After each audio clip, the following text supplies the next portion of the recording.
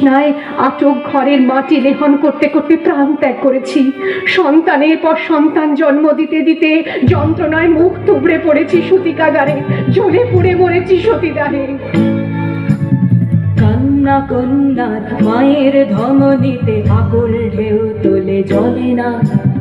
মায়ের কান্নায় মেয়ের রক্তের উষ্ণ হাহাকার মরে না।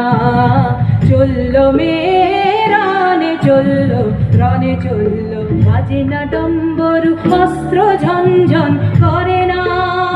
জানলো না কেউ, চলল মেয়ে রানে চলল, রানে চলল, চলল মেয়ে রানে চলল, রানে চলল।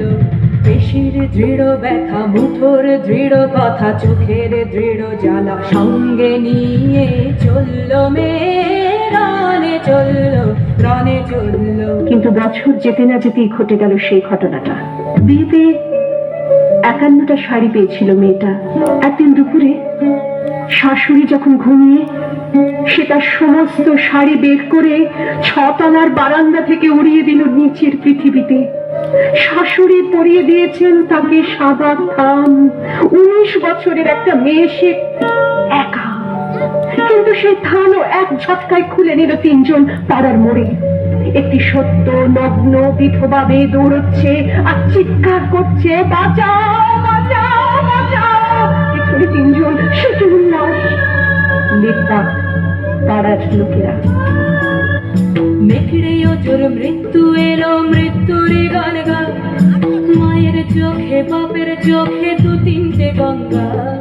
মেঘড়ে অজর মৃত্যু এলো, মৃত্যুর গান গা।